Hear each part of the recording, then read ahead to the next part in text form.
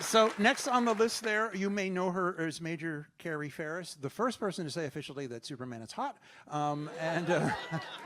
No one has ever argued with that statement. Nobody ever went, meh, not so much. Her real name is Christina Wren. She's an amazing actress, and we are so glad to have her here with us. So thank you, Christine.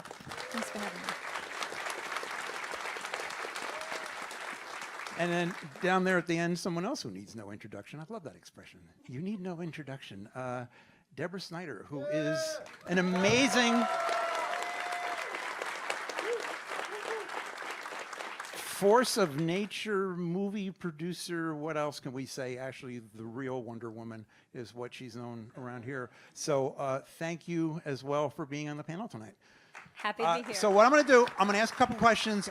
They're kind of from the film students, and then I'll kind of throw in one or two from the online streaming folks. And then we want to open it up to you guys to ask some questions. So think of some good ones. Stick your hand up. We'll call on you. We'll bring a mic over to you, and we'll get going. We're going to try to do this in about an hour. So let's see how that goes. So I thought maybe I'd start with Alex, because we were kind of in the green room watching the movie with the sound down, and I've seen it several times. I haven't seen it in a while. I'm just sitting there with my mouth open because your Krypton, it kind of, there's your Krypton now. There's no other Kryptons, you know. It's like you really define that, and certainly define their ships and everything. It's just gorgeous. And then of course we've got the you can segue into Smallville, which is just like classic, you know, Rockwell Americana, and then we've got Metropolis, which is kind of normal with a little overlay, and it all seamlessly works together. So the students wanted to know what your visual references were, if any, because I know you dreamt a lot of this up just for this world, the literally world of Krypton that you made for us. Yeah, thanks. Well, first, thank you for inviting me, Zach and David. So awesome to have you. Thank you. It's an honor to be here for this cause. And amazing to see the movie again. It's been a while for me, I'm afraid to say, and it's a great movie. So to your question, yes, there's a lot of influences. I mean, first of all, to have a chance to redesign the logo and to think about just the characteristics of this idea of the curves. First of all, the Superman S prompted the idea that there's no straight lines on Krypton. So as a designer, that was a underlying rule. So to go from that, we went to the organic. There's a photographer called Carl Blossfeldt, who you should check out, who was the first photographer to really photograph in extreme fine detail the sort of symmetry of plants. We looked at just a whole array of organic forms, shells and plants in this photography and Art Nouveau, but it all came down to this idea that the S prompts the entire visual language of Krypton. And it was to kind of build a history of that and to go back into a world where biology was the primary science and the language itself, and you know, and that premise really went through everything down to the lettering of the language down to the very finest detail. Great, thanks. That's amazing. It worked. I have a question for Christina, and this is a very important process question about how the motion picture business works. I read that you were cast in Man of Steel because Zack saw you in a hummus commercial. And now This is true. I want to first just take a moment to picture Zack watching a show that would have a hummus commercial in it. By the way, it was not a obscure hummus commercial. It was a national spot.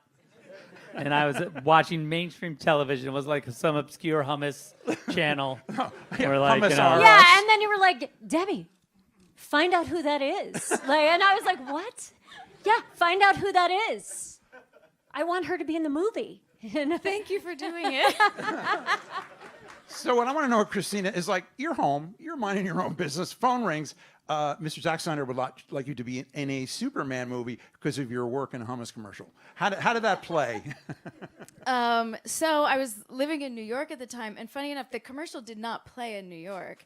So it wasn't like I never saw it, and I didn't. Yeah. So it kind of came and went for me. You know, I mean, I was happy to have a job. We filmed in Athens, which was cool.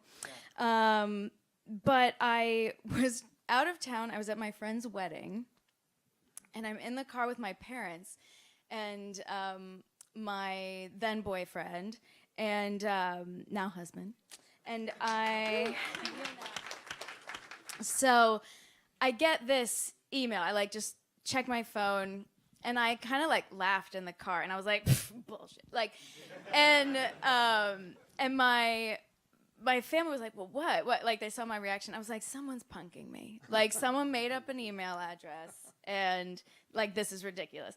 And I had gotten an email from assistant at Warner Bros. Some, kind of, nameless email that said, hi, Christina, a Hollywood director has seen your hummus commercial and would like you to audition for an untitled Warner Brothers project.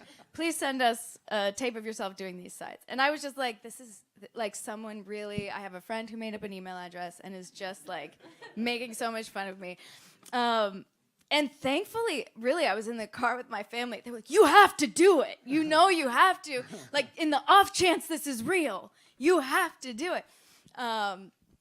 So I, tape it, but it was 3 lines. It felt like an acting exercise from school that was an open scene.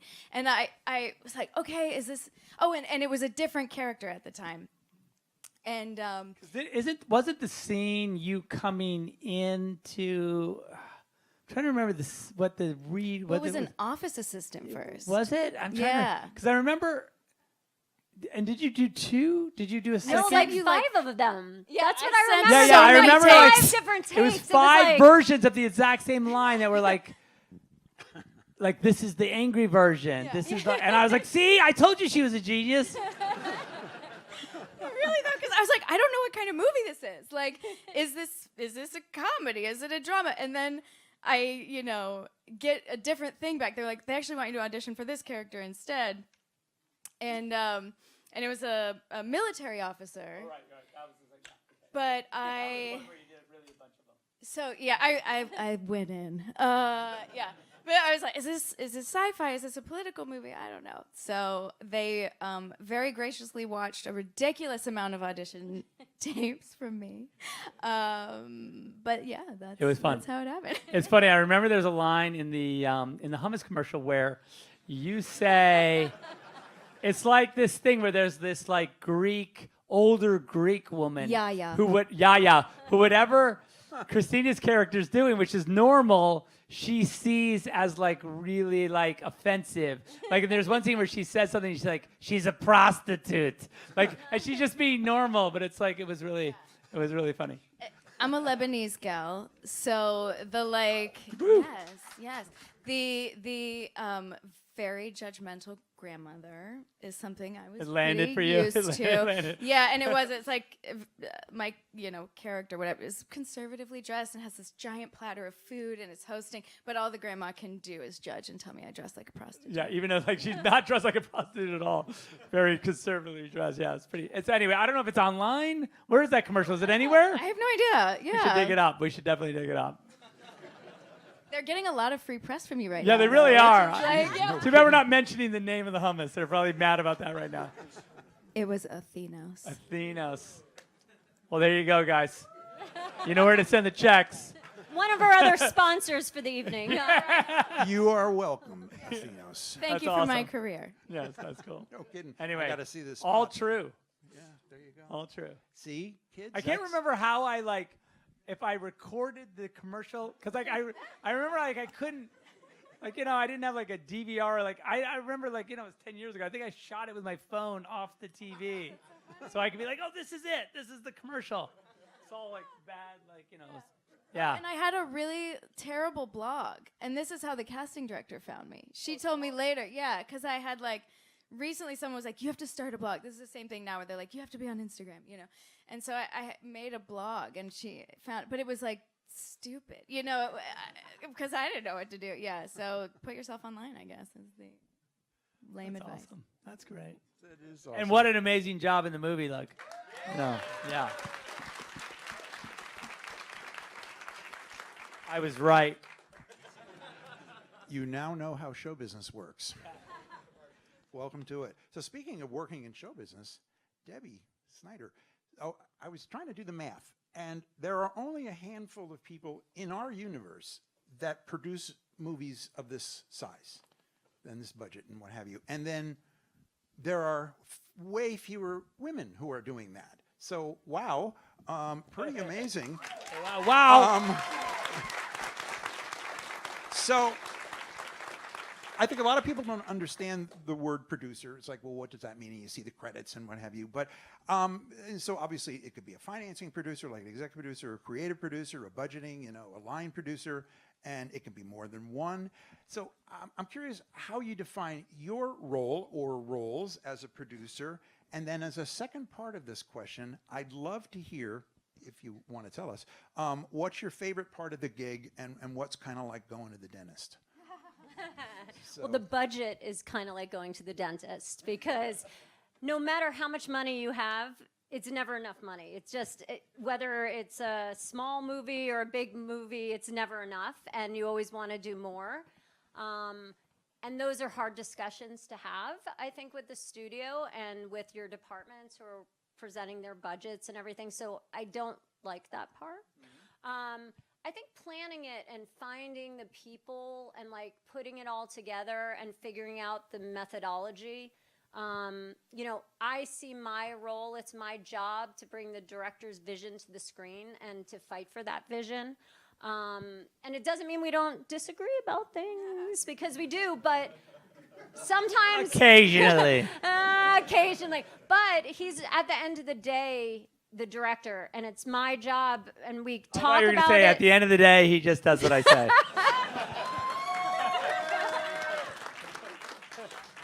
No. No, at the end of the day, like, I think it's important, especially in our relationship, not just being a husband and wife team, but as our relationship as producer and director, to be supportive. And we might, like, debate and talk about things, but then we always have a united front. So if we're going to the studio, or if there's something, whatever it is, and whoever we're talking to, we have a united front. And I think and we have each other's back. And I think that's everyone we surround ourselves with on the crew, a lot of people we've worked with for many years. It's like a family. It's people we trust. And, you know, allowing them to actually do their jobs and do their job as well, you know, just kind of makes it all, you know, work. But I don't know, my job is crazy, because sometimes it's about like growing wheat, or, you know, like you become an expert on these really strange things.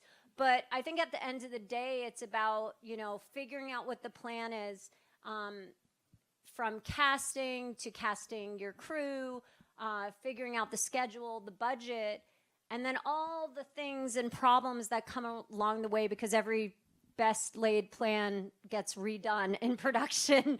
So you're always starting over, and you just have to kind of be nimble on your feet. But I love it. Like, you know, when I say going to the dentist, like, yeah, the money is always something that I don't really like talking about. But, like, to be able to create these stories that will live on, you know, much longer than us, that touch people in a way, makes them laugh, makes them think. I feel so lucky to be able to do that.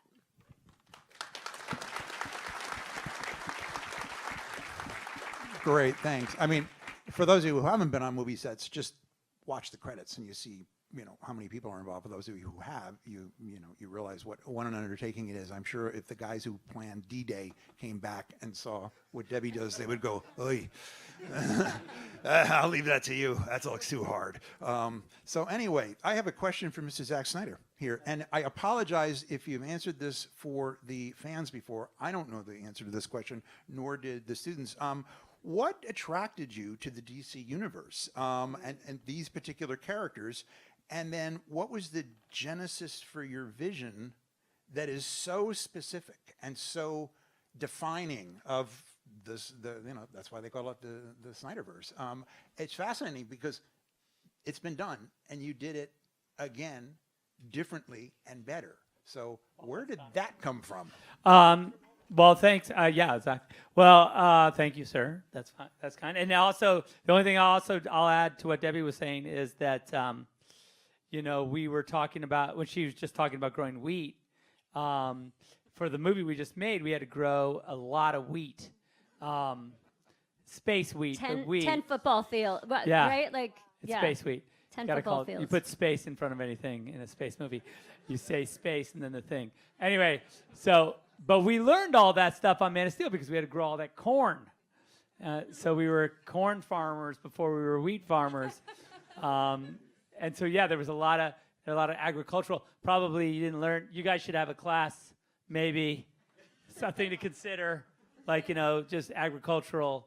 So you have a little bit of like, oh, no, we can't start then because the Little animal corn husbandry. won't be ready, of course. This is the wrong weather. It's the wrong, so Anyway, as far as my attraction to DC characters goes, I've been a fan. I was a huge fan of a comic book called The Dark Knight Returns, and when I was growing up, and also Watchmen, and yeah. Not a bad comic book if you're into comic books.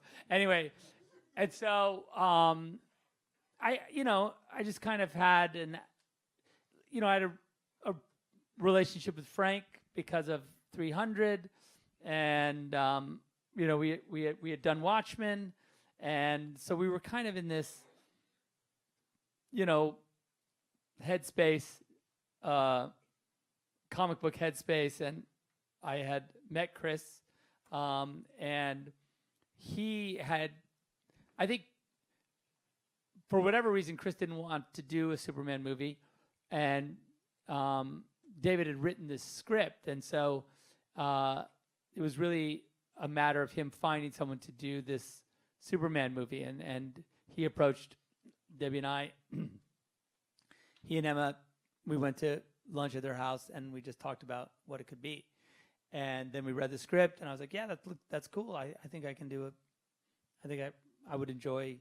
By the way, we read the script with someone sitting in our driveway. Yeah, 'cause and we we couldn't had keep a it. certain amount of time to read it. We would bring him out donuts, and then we all read it out loud. Yeah, Wes Me, and Zach Debbie. and Wes. Yeah. Yeah. And then they took the script from us, and it was It was cool. very secretive. It felt very like like clandestine, and like we were reading some sort of secret document that we shouldn't have. But it was, and then I think from there I kind of was like, well, this is what I would do, and Chris liked that, and that's kind of how the movie happened. And I think that for me anyway, the idea of like this sort of 5-movie arc, this sort of big giant like spinning of a giant universe evolved pretty quickly from the production of Man of Steel. Like, as we were working on this movie, it really started to churn in me this idea of really building out this giant world for what this could be. Because I was anxious to get to the Trinity. Because the Trinity, to me, in the DC universe, is kind of like the tip of the spear, kind of like the most important thing.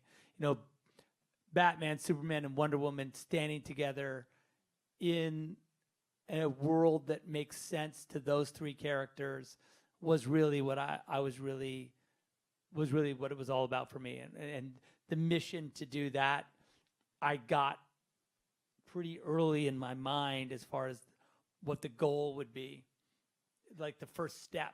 And even like as we were doing this movie, Man of Steel, there's some little Easter eggs to LexCorp and to the Wayne Industries satellite and things like that. And because I had it in my head that that's what I would get to, and so how it's defined, like whether or not it is, or how it, I guess the better way of putting it is like my intention was not to necessarily have a definitive or certain take, but it was just that I had the thing I thought would be cool, and that's all it is. And it's not, and whatever that means, because like, look, we all know what's going to happen. There'll be another Superman and Batman origin film, and even then the one that's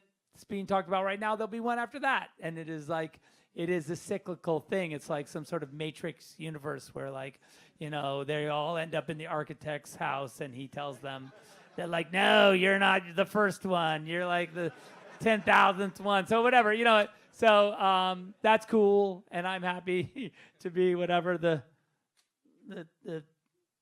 third in the series of 1,000. So it's fine. But the truth is, it's really interesting mythological and cyclical work that I find really satisfying. So it's fun to do. It's really fun. Oh, well, that's fair. And so I'll agree with it. I don't know if it's true. just briefly. Probably the 8th is the best, but that's fine. Just some sort of numerical thing, It's a good round number. But that's fine. I'm The trying- third is also not bad. I'm trying to imagine when you went in to see Warner Brothers and you said, yeah, Superman, he's going to be really pissed off a couple of times. And Batman, he's going to like brand people like they're on the Yellowstone Ranch, and it's going to be messed up. And they just go, okay, we're cool with that, Zach. Just let him be pissed. I think the whole thing, my whole take on Superman is that, like, obviously, my intention is not that Superman is angry. It's more that he is troubled by Earth because Earth is problematic for him. And the whole idea of Superman in its sort of iconographic form is that Superman, we were talking about it just as we were watching the movie, that, the potential is that he doesn't have any problems, right? Like, he's a god on Earth, and he can pretty much do whatever he wants, and there's nothing really we don't have a lot to say about it, which is Lex's problem with him, and by the way, Batman's problem with him. And so for Superman, the real work is to make him have problems, right? Like, that's the work of Superman, to make him have, whether it be romantic issues, like he can't like get the girl to like him that he likes, or whether it's like, moral conundrums about what his role is as far as interfering in the lives of humans or not, or all of the issues that, going against his father's wishes, all of the stuff that, and also all the stuff that we all in some ways experience on a small scale as just humans. That's really the work of making a Superman movie relatable, because otherwise, as you can imagine, you could really easily fall into a space where Superman, unless you're really efforting to contrive scenarios where he is not, where he's doing things that are difficult, is where you want to be. You want to be where he is emotionally having to grapple with his own humanity, and I think that was the goal of the movie. Really. Well, thanks for that, because it kind of, I think in a big way, you just explained a big part of the appeal of these movies. Yeah, no, because in the end, if you can empathize with Superman, then you've sort of won that. You've made Superman relatable, I guess, is the real thing, and I think that was the hope. Cool. All right, let us open this up for some questions from all of you all. I see one right over here, Lily. She's got the mic. We got somebody. So maybe stand up and we'll bring you a microphone so that they can hear you at home, as they say. Where will we? So you know what? We do. We have somebody with a microphone. but I don't know where she is. They have it and they left. She's cool. actually at the pawn shop now I'll with walk the up. microphone. You go, Ross. I'm walking. I'm walking. I was going to say we can take this one. I off am here, Vanna Whiting this. That's fine. More of a Phil Donahue, I think, but that's fine. Hello. Whew, sorry, nervous. Wes. Thank you guys for. There he goes again, saving the day. Damn it. Thank you guys so much for putting this together and inviting all of us to be able to be here.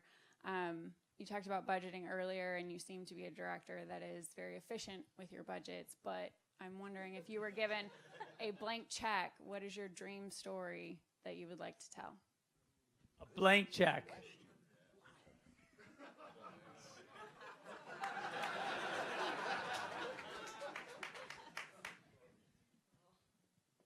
I don't know. That's a good one.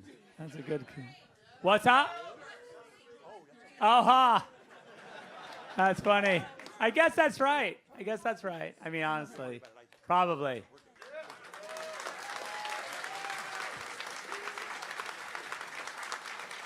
Probably.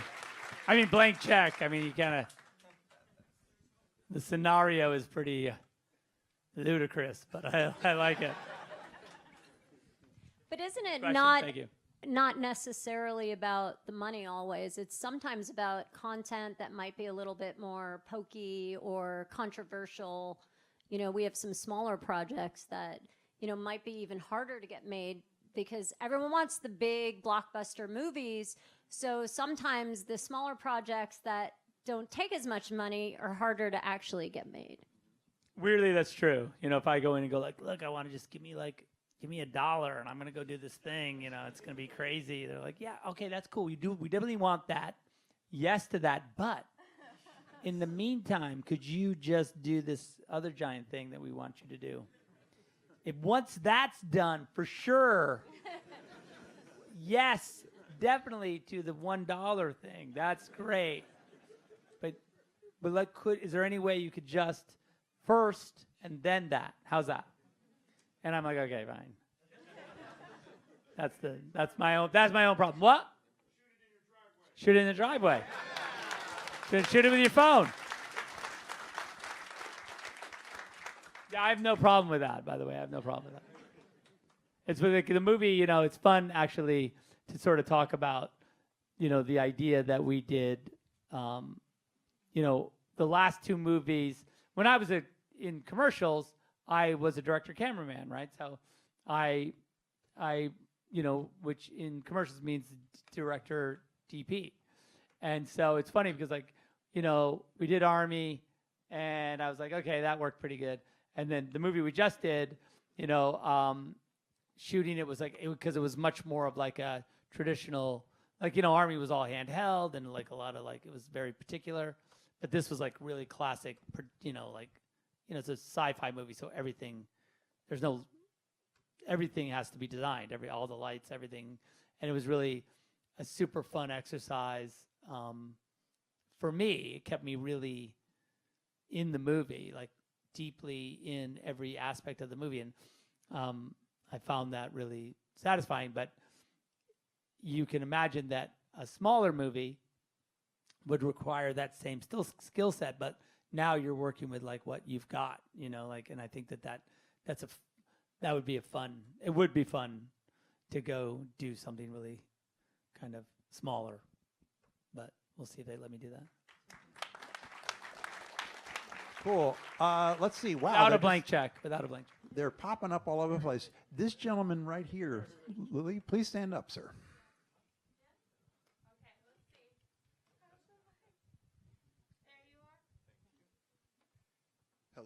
Hello. Cool. Working? Okay, cool. Thank you. Great. Man of Steel is my favorite movie. I'm going to show you my tattoo. Woo! Saw it in theaters 10 years ago. Loved it. So my question is for Zach and Christina. How long did you know that Swanwick was going to be Martian Manhunter? And I know that the goal was to do Jon Stewart, but Carrie Ferris is, Hal Jordan. So I was just wondering if you knew how that was going to work at all. Thanks. Okay. As far as I was just saying it on the stream inside that the conversations around Martian Manhunter started like in post on Man of Steel. I mean, not on Man of Steel, on BVS. Because I was watching it, when we were watching in the editorial, I was like,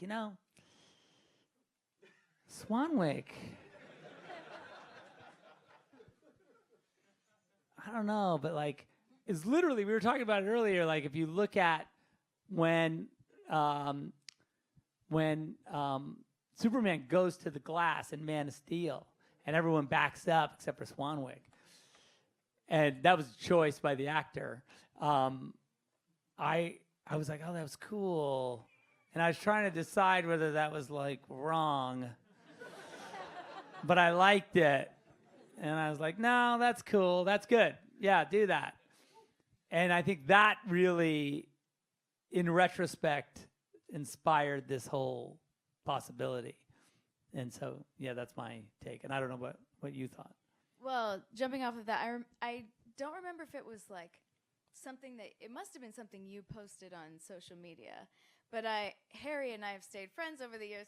So he texts me and he's like, "Have you seen this? Like, did you know?" Because it wasn't like a thing that was chatted about lightly on set. But it was cool, and I know Harry was so excited. It was so cool. Yeah. Harry was very happy about it. Yeah. And he's also awesome. He's literally the coolest guy in the world. So, yeah. Yeah, we should have had him out too. I think he's in New York, isn't he? Yeah, so. Although he might have flown out because he loves it. He would have. He's gonna be jealous. Yeah. Harry's so generous. Like, he has been in my husband's indie films. He loves my husband very generously. And has just been like and if you look at his IMDb, he's in like 7 trillion things because he just supports everybody. and he's so lovely and gracious, and I can't sing his praises enough. I know, nor can I. And the voice. The voice is insane. We have to get him to do like some Shakespeare again somehow. You don't have to he'll just do it Yeah, for right. you. That's He true. loves, yeah. That's true. Just say, do Shakespeare. He's made his own movies, actually. If you look, like, he's directed, like, he produces and directs stuff, and he's played some Shakespearean roles. All right, so you guys know what to do. Wow, look at this. Great question. Let me go in the back because it's mean to go to people just in the front. I see a woman in. Oh no, I'm sorry. That's actually a man's hand. He has. Yeah, I'm reading his mind. He has a mask on. Please stand up, sir.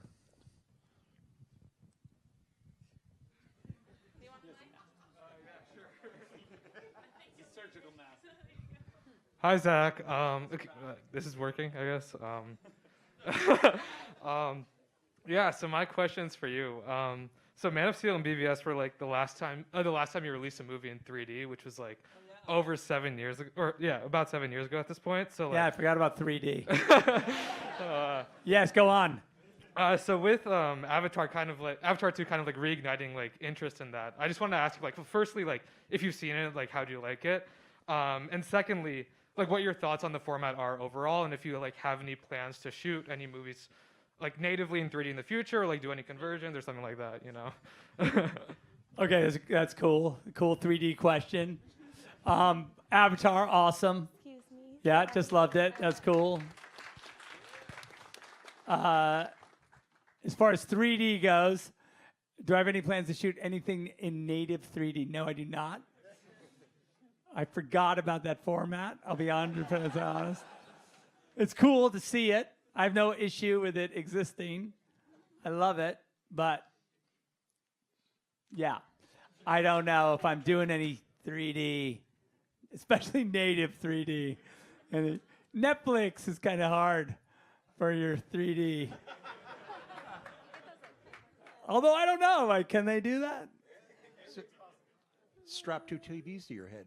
2 TVs. Yeah. Actually, we were screening one of your films, and it was in 3D or flat, and we were at the theater, and somebody said, "Would you like to see this in 3D or flat?" And we both shouted flat at exactly the same time. I actually remember that happening. I think the best 3D, Guardians of Gaul is the best 3D movie. If you want, I mean, I don't know if that's even like if you could see it in 3D anywhere, but I remember seeing it going like, okay, yep, that's cool. That makes sense. Yeah.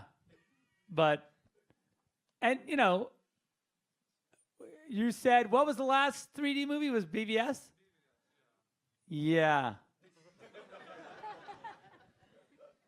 I don't know if I've even, I mean, I think I approved it in 3D, but I don't think I like watched it. I was too obsessed with like the special edition. So, like, yeah.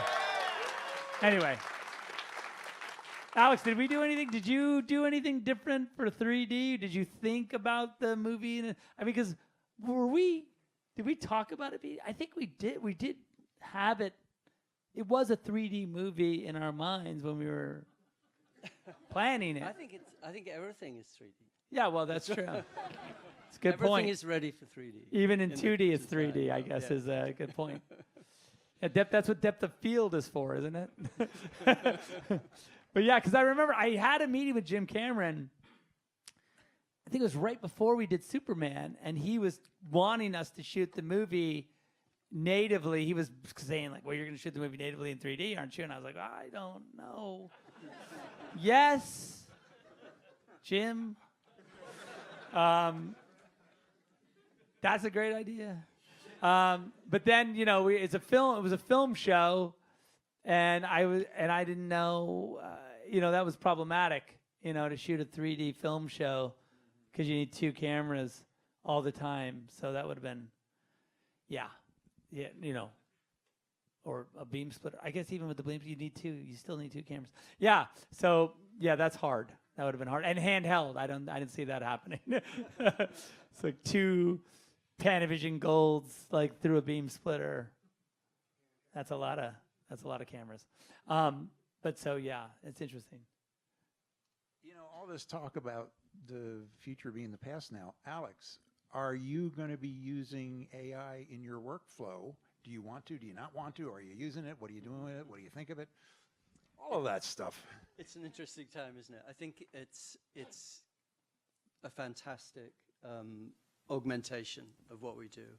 I think the problem right now is people think it's going to replace what we do, and there's obviously everyone's very threatened by it. I think a script written by AI is not going to make a good movie. I think but you know, we're looking at a lot of art, obviously, and I teach at USC, and I teach world building and design, but I teach it to students who are not necessarily designers, and so for them it's an amazing medium. They may not have the visual skills, but they can talk what's in their mind, and so I think it has enormous potential. It's going to be embedded in everything we do, but I think that, well, you know, one of the things I believe is that we will always survive AI because we make mistakes all the time, and the intelligence is going to be seen as failure if it makes mistakes, in the sense of the intuitive and the deliberate and the you know, essentially we're stupid, and therefore we will survive any kind of AI attack for our human center.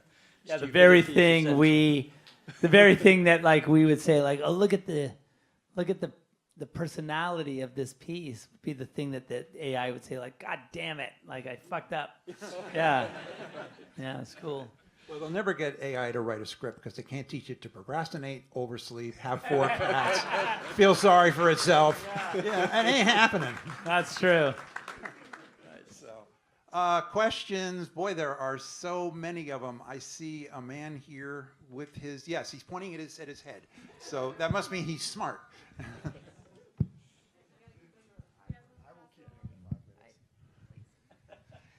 First of all, Zach and Deb, I just want to say on behalf of the East Coast contingent and especially the city of Detroit, we want to thank you for coming to Film BVS there. Thank you. It was a really Our big pleasure. deal. It was a really big deal for us. I know they shut down the production facilities there. It was a huge drag for everybody. So we're glad that you're able to come and do that for us.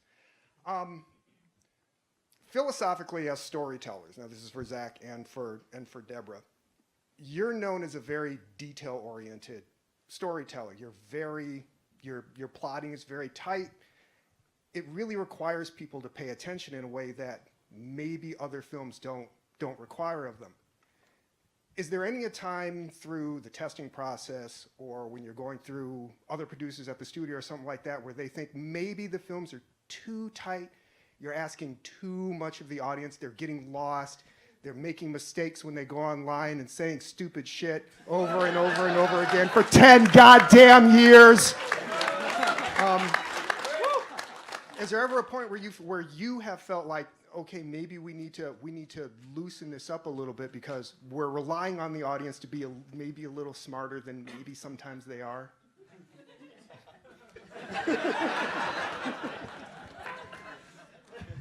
Go ahead. I mean, look, it's not even like that we think about it in that way. Yes, when we show a movie and things that I think are obvious, sometimes maybe not to everybody. But I always think that, like, if it's there, if it's in the movie, and I know it's there, then it makes sense. Like if the movie, even if you have to look for it, you'll find it. You know what I mean? It's not like it's not there. And so a thing that you might be confused about in the movie, like you would think that at a certain point that a movie that's made with, all the planning that we have, and you come to a moment in the movie where you're like, wait, that doesn't make sense. They never set up that character. Like, that can't be true. Like, it's probably not the case, right? It's probably not the case that the character's not set up correctly.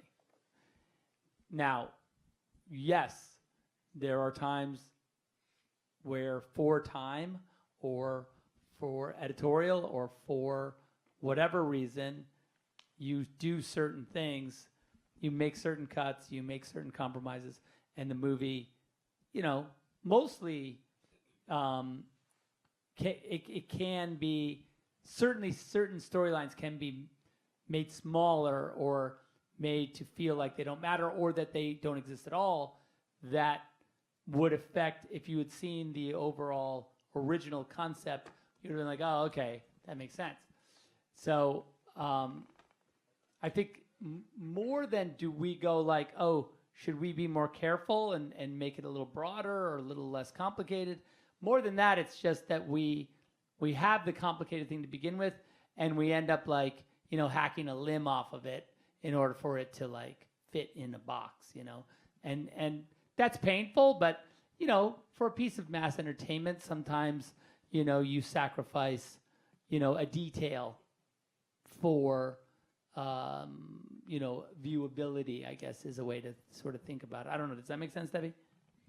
Yeah, and I think to go back to process a little bit, many of you know that Zach draws the entire film, and it's a process that I hate, actually, because we're prepping all day and working, and then he draws, and all weekend he's drawing. And it's like, I don't even mind when he's writing, because he writes the script, it's so many pages, but the actual... I procrastinate. all of that. Yeah. But the frames take so long to draw because he's really making it in his head, and he's thinking about it.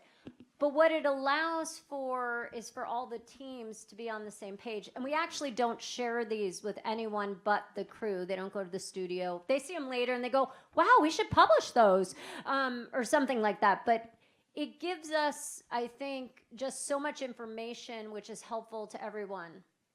So I feel like, I don't know, is it tight? It allows us to actually, I think, save money and give us more money for the spectacle and things like that, because For like Alex, he knows exactly what Zach's shooting. Like there's some directors that like, okay, we're shooting in this room, and they come in, and like you have to make that whole room because you don't know where they're going to be looking and what they're going to be doing.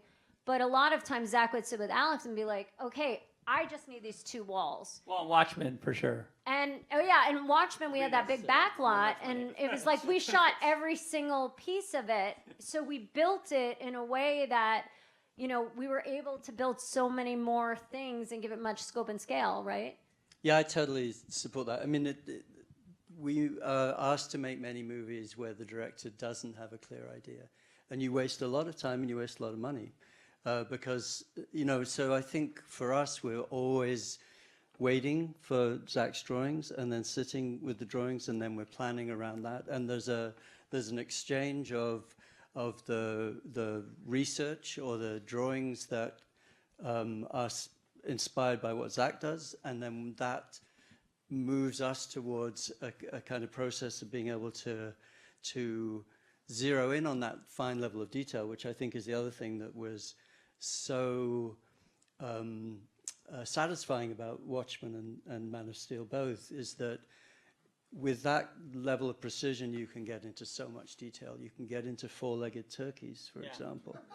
You know, if you spot the It's cool four-legged because turkey. like that, I mean, that was the thing about, you know, what the experience on Watchmen for me was that, you know, the guys would just, Alex would just take the drawings and like amplify it on such an awesome level that like it would be, you know, you always hope that that you do a drawing and you're like, okay, well, it'd be cool if it's kind of like this, you know, I think. And then I'd come in and be like, wow, that's better than what I thought. You know, it was a cool, you know, because it was such a great, Alex did such a great job of taking the comic book on this hand and my drawings on that hand, and having then sort of the satirical reality of what we perceived as the 20th century, basically, and like sort of found this great, you know, sort of meeting of those 3 things. You know, even just like in the talk shows, you know, we had a few talk shows in the movie.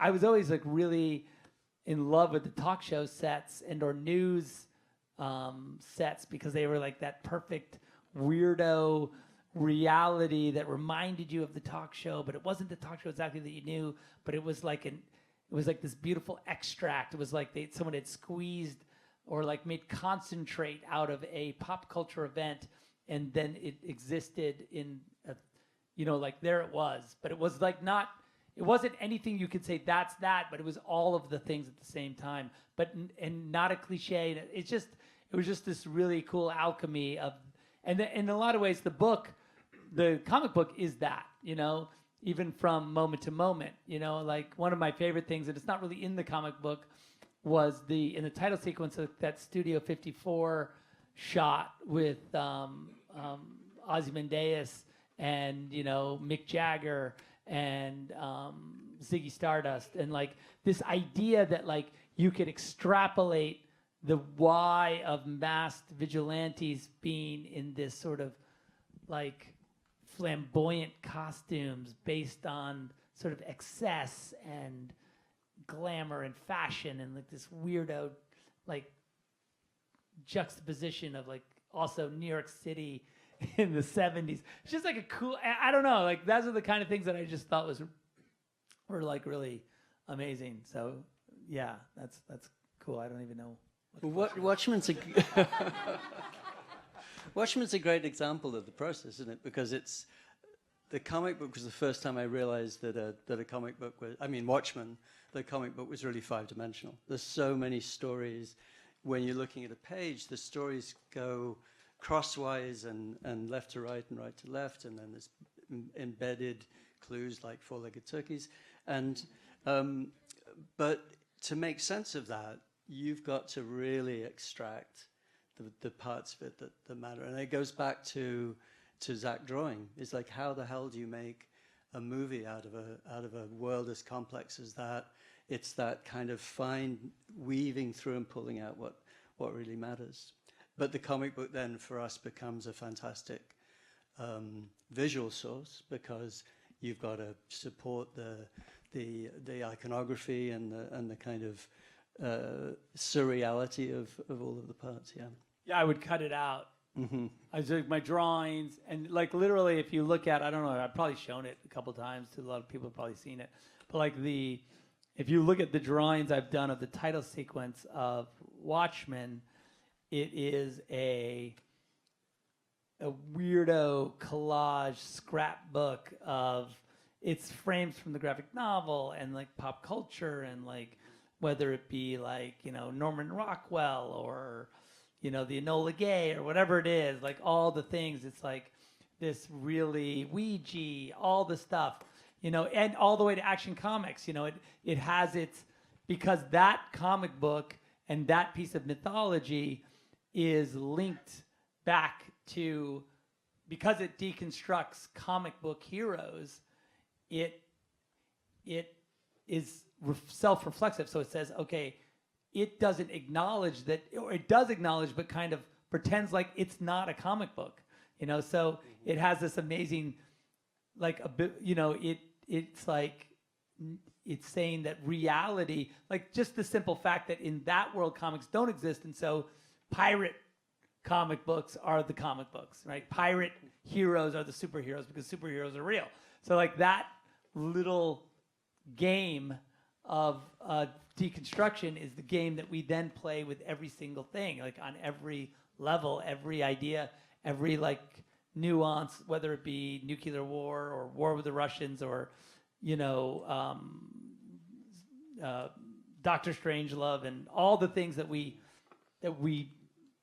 kept mixing into the pot were all meant to make the original sort of thesis of the comic book, you know, reinforce it. And I think that was a super fun, for that reason, it was amazingly satisfying and fun to do that, because it was like every day we'd show up and it'd be another crazy thing, like it's a crazy Nixon, like, you know, doing his crazy, you know, whatever, just fun. It's just like, you know, it was a good time. That was good.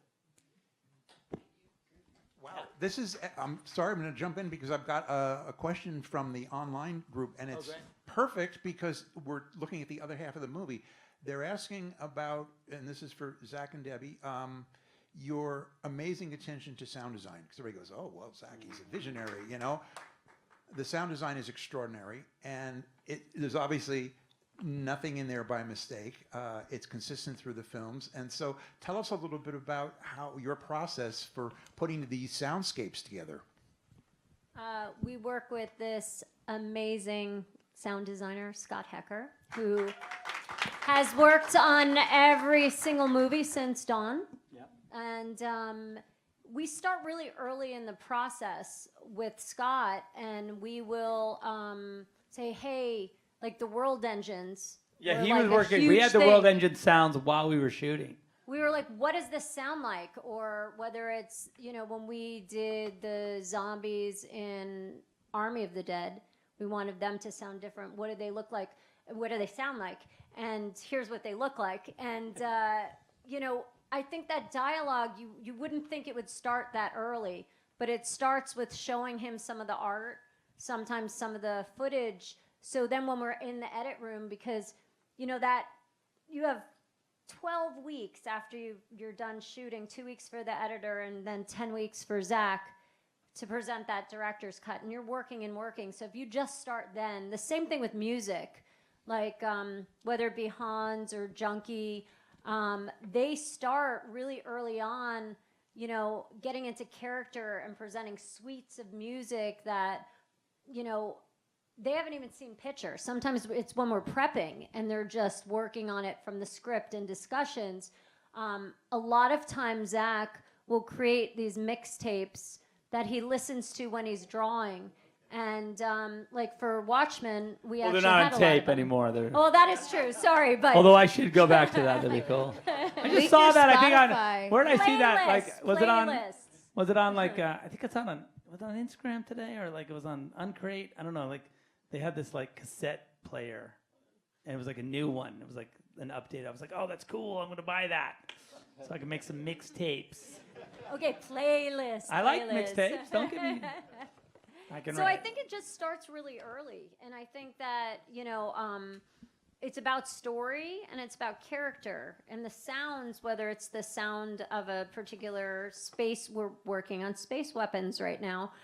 We've been working on those for a long time to figure out the perfect sound for those things, or the sound of the ships or whatever. Like I think that just spending as much time developing the soundscapes than we do with the visual language is why, Zach also loves sound. So we always have a lot of it in the film. Yeah, I do. I do love sound. I always say Scott and I's favorite thing to say is I'd be like, I go, whoa, like any noise that is like a door closing or like I go like, you should get like a safe door and record it like like that should be the sound. He's like, well, it's like a cabinet. It doesn't really make sense, that the guy would. I'm like, well, still should be a safe door. Like everything should be safe. Bigger safe door, like a smaller, like a range of safe doors, but like a really huge one for, anything that's kind of bigger than than that. But yeah, no, Scott loves that because he's always like, yeah, let's do it. Yeah, he's like, sound is a weapon. That's what he always says. Because we'll be in the mix and I'll be like, oh, my ears are bleeding. And he'll say, then he's like, sound is a weapon. Be careful. Keep the dog. Like we were mixing the other day and there was like a dog there. The dog has to leave the mix stage or we have to put little headphones on it because it's too loud for the little dog. But it's true. Well, you certainly got to hear it tonight, in this theater. Yeah. Yeah, wow. That's Dolby Atmos. Thank you very much. There's 90 speakers in here. And That's when you good. have a good movie where people know what they're doing, it kind of kicks ass. Yeah. I'm just saying. So it's pretty cool. So I think we have someone up in the front here. Here comes Lily. She's Vanna White. Should I stand or is that redundant? Sure, stand up. Hear you. Yeah. Yeah, face that way. No, I'm just kidding. You don't have. Okay, so I would really love to get an insight into your world building for Krypton because even though it's not got a lot of presence as far as runtime goes, it's incredibly dense with socio-political commentary. It's like a really heavy allegory for the military-industrial complex and the climate crisis. You have these they're very clearly representative of like Western leaders who do nothing about the climate crisis that we're all having to deal with right now. And there's a polar bear, which like, why is there a polar bear in the movie if you're not talking about the climate crisis? We do have the polar bear. But yeah, it's just We got him from IMAX, by the way, which is cool. It's a highly militaristic gift. society that they have an affinity for eugenics and like they're bragging about not having a moral compass. So it's really densely packed, even though there's not a lot there as far as, like I said, runtime goes. So yeah, any insight you can offer into that because I find it really fascinating. I mean, the only thing yeah, there's a lot. I mean, yes, thank you. Great question. And there's a lot to unpack with that. We could do like probably an hour of that. But and I'll let Alex talk about the design because he did touch on it, but I think there's more there. I guess for me, it was like, yes, it's a small part of the movie. Well, small, what is it, 20 minutes or something like that, or maybe less. And we knew but you have to sort of do the work of making a credible world for Superman to come from. And so I think that work of, and also, honor canon, kind of understand, even just on a sort of purely comic book level, you have that to do. That's the first layer. Then Goyer's script had a lot of that stuff in it, and we talked a lot about, whether it be the climate crisis or whether it be denial of how these events are going to flesh out and sort of this, and then also of course Zod and Zod's take, this sort of coup. And also I think the thing about Zod that's really interesting is his you could argue whether or not he's right, that's what makes him interesting, right? Because from his point of view, he also like thinks they're crazy, right? That the politicians don't get it. So it's like, but is his method the correct method? You know, like, so like all of those layers, I think, were informative in that in discussions we would say like, how do you then visualize like a world like that and also make it beautiful, right? Because in a weird way, it still has to be like compelling and beautiful, like no matter what, like even if, you know, Jor-El's house looks like a giant penis. But there's a reason, you know, there's a why to it. And I think I was like I thought that was awesome, by the way. And I think that the Citadel is very like very strong and very, well, they were trying to, you know what they're trying to do in there. So it's very interesting. It's very cool. But anyway, I guess my point is that, you know, that goes back to what we were just talking about, I think, as far as, you know, you have story, you have intent, and then Alex has a really hard job because he has to, like, none of that stuff exists, right? Like, you know, Krypton is a mythological place and it doesn't exist even as it does in the movie. So, like, even if you were going to go look at historical Krypton as it is in the comic books or in movies, we weren't going to do that. Like, we were going to be like, no, okay, can we learn from it? Yes. Can it inform? Yes. But I think in the end, because our story is so particular, the design has to service that story. But of course, without denying and or contradicting the canon and tradition in some way. So it's that's the challenge anyway. Yeah, we talked a little bit about the form language, and there is a lot of penis in there. Thank God. There's a lot of vaginas in the scout ship, which is also a great. Absolutely. So it's. But I think what you're not hard to see. I think. Gender equality. It's not a That's surprise. What, you know, we're always represent. You got to represent. But you're asking about the mythology, and I think that's where, I mean, the opportunity to build Krypton really from scratch and build 150,000 years, 100,000 years of deep history, and to be able to follow the destruction or the self-destruction and why that happens, and why the glyphs that they're wearing, you know, the S is not an S, or the glyph on Zod's chest is tied back into the idea of these clans that essentially drill down into their own culture so much that they eliminate science, and so we've got this incredible world to start with, but then we have to sort of invent from the ground up, and the through line and the holistic kind of consistency of the world in design is crucial, and the level of detail that you put into it may not be on the surface, but it informs the surface.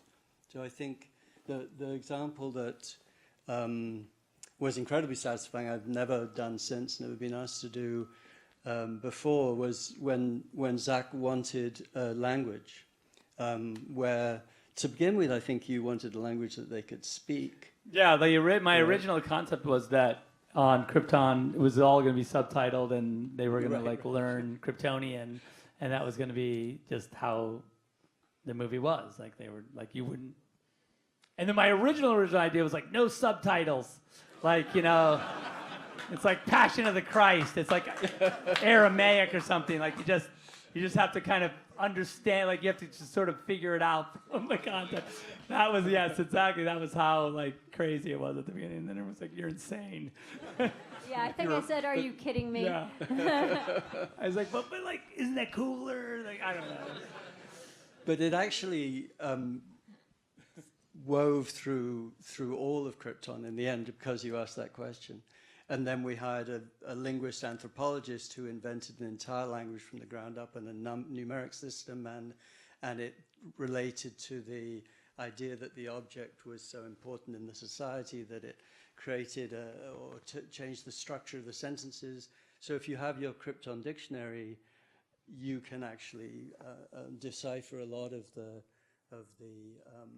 you know, the writing on the objects, because it's all real, it's all translated, it's all based on the language that Zack wanted them to speak, basically.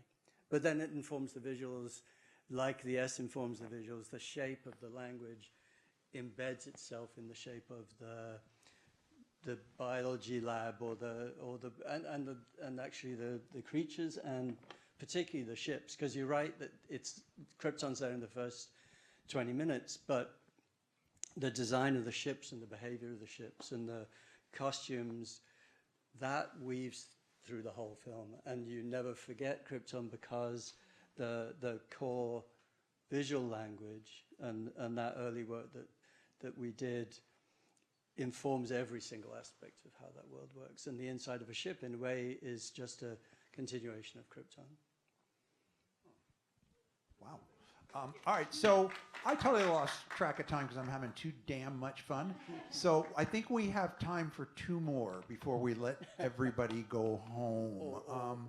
Let's see. There's so many hands up. I see a woman right on the end there. She's waving. She's going to stand up. Poor Lily has to schlep clear across the stage.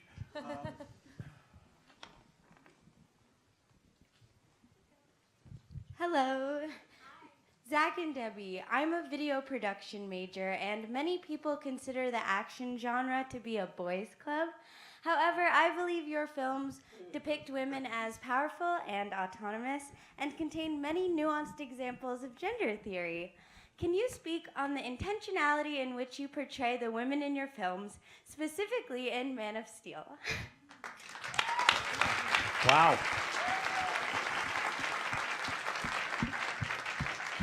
You want me to go, or you can go? I'm going to go on this one. Okay, good.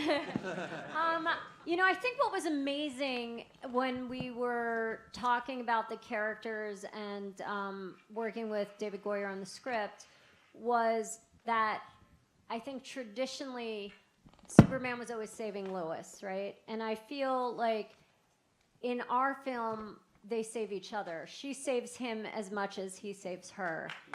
And I think that was really important, you know. And I do think, like, all of our films have really strong female characters. I think Zack is definitely not threatened by strong women in his life. And we try and surround ourselves, you know, we always talk about what's in the script. We always talk about the character. A lot of times we talk about female directors, but it's just as important for all the technical positions, because there are like 500 people on these big movies, you know, sometimes 1,000 on a day if you're counting construction. And I was always so tired of looking around, and I love men. Listen, I like working with them. It's great. I'm very comfortable with that, but I also want to see more women behind the camera. And we've really tried to have really strong female positions in, like, our AD is a woman. We've hired our best boy is a woman that we've been working with, you know, in just very big, and as heads of departments. And we've also, you know, one of the things that's been super important to me was to bring young women, not necessarily women who are in film school, because everyone's in film school are already there. They know what at least film is all about. But high schools, and we've worked with programs with lower income students to bring them, and particularly women on set, so they can see all the different roles that there are. So, you know, it is very important to have these characters on screen, but to me, it's also equally important to have the crew be represented too. Really good point. All right, you're cool. on the spot, sir. You get the last question. No, we need a mic so that the people at home can hear. Oh, okay. All right. So I spent a bit thinking about this. Zach, love your work, always have. talk about your cinematography, because I feel like you, more so than many other comic directors, have a style where you almost like the framing always looks like it's a comic book panel, like Justice League. Almost that whole movie looks like a walking comic book. Just tell me I know you draw, but tell me like some of your thought process, what goes into your cinematography. Thank you. Thank you. That's good. Appreciate that. Yeah, I guess it does start with the drawings, and as far as for me anyway, like as far as how I'm sort of visual. I know that it's a tool for everyone, but it also for me, like the drawing is the first time I make the movie, the first time I sort of like sort of compositionally and from a story standpoint and like as a piece, I do like, as best I can, I like each frame to have a little bit of a beginning, middle, and end as best I can. And I think that's probably why it has an illustrative quality, because like an illustration, which is whether it be a comic book drawing or painting or whatever, it really relies on that one frame to tell its entire story. It has to convey, it has to have a beginning, middle, and end. It has to have depth. It has to have be emotional, be world building. It has to be everything in a single moment. It doesn't really have the opportunity to say like, oh, don't wait for the next painting, for you to figure out what's happening in this one. Like that's not really how classically sort of less linear art forms, like whether it be a sculpture or a photograph or a painting, sort of exist. They exist sort of in a singular moment. Film, of course, and other sort of mixed media that expresses itself across time or expresses itself in multiple images or multiple environments, whether it be like installation or whatever, can exist as a sort of progressive like experience, like as you move forward, like, oh, you're getting more information. But like when you make an image for a film, if you can do it if you can sort of treat each shot, even though you are in this sort of, movement, you can, I think you can, even though I'm not successful in every frame, I don't think the attempt is there by me to make it feel as if this frame has a beginning, middle, and end. It could exist on its own. It doesn't necessarily need the image before it or after it for itself. Now, that doesn't mean like as the giant puzzle that is the movie, it is a single piece and it needs the other pieces to tell the greater story. But for itself, just like we don't know how our story affects like the whole of humanity, our singular self, but we are complete as ourselves. And so, but we are part of this big tapestry. So I think that's a way of thinking about it. Like when you go to make a shot, and now I don't mean to be like instructive, but like if you're a filmmaker and you're going to make a shot, if that is even in the smallest way in your consciousness, that like, wow, what about this shot? Because the truth is, if you don't know anything about the way a movie set works, it's like, okay, we got to get the shot of them coming in the door and sitting down and taking the pencil out and starting to write the thing. So you're like, okay, cool. Like, okay, like I guess the door's over there. So, in order to see them come through it, we're going to point the camera at the door.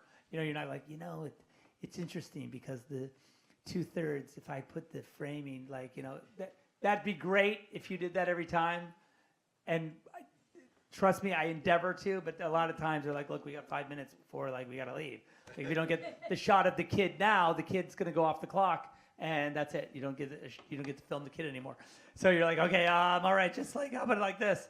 Like, we'll see if we can capture them on film in some way, like walking across the room. So there are those moments as well. It's just like the reality of just madness that is motion picture photography. But if at all possible, to endeavor to make a frame that you find aesthetically compelling, I think that's really where it, and also I would say to any filmmakers out there, and whether it's a movie or a painting or a photograph, whatever you're doing, you are also the prism of the thing. Like the AI doesn't have the ability, like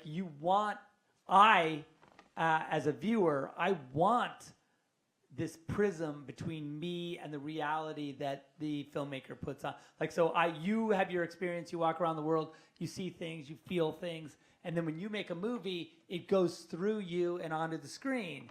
And I, as a human being, want that. I want your touch, your personality, your way of seeing on screen, so I can have an empathetic human experience by what you put on screen. And I think that is the way I kind of try anyway, to think about the way I photograph things, because, I had a teacher here at Art Center, this guy named Paul Jasmine, amazing photographer, and he said, it doesn't matter, like the camera, none of it matters, like the quality of the camera, all that matters is your point of view. That's it. That's all you have as a filmmaker and as an artist, is the way you see.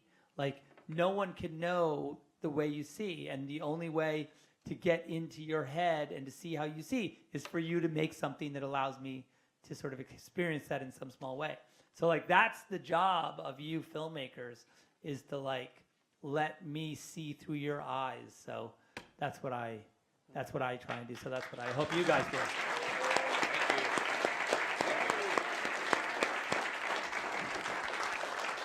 That is awesome right there, and so true. So I'm going to wrap up my part of this by just giving you guys a quick story about what it's really like in film school, and then I'll lob it over to Zach and Debbie, who can kind of close us out. So I heard this from one of our instructors a few days ago. They were in a classroom in this room screening their work, and because Zach and Debbie and Wes were so instrumental in getting this going, the conversation turns to Zach.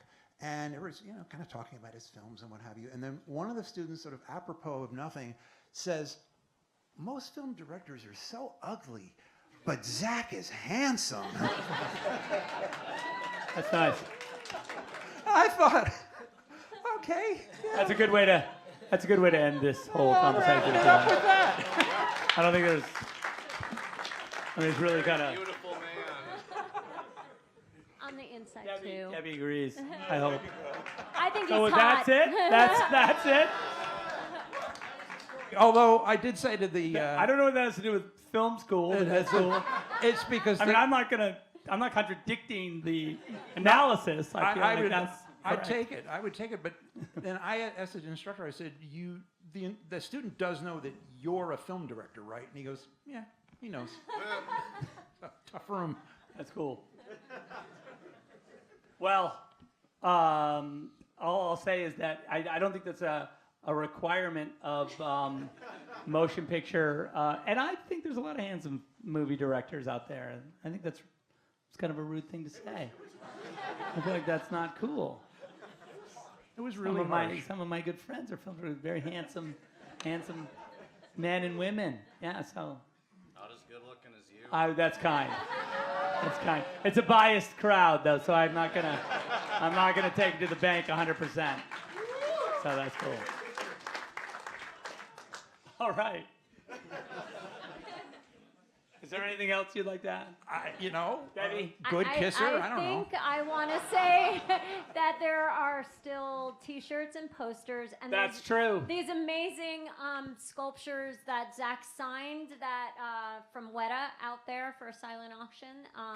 And if you're online and you want to donate, but just being here to be able to talk about the film is really fun, and to talk about filmmaking, and also just, for a really important cause. And thank you again for coming, and we still have 2 days left, so. Hey! Thank you, everyone. I don't know what we're going to talk about tomorrow.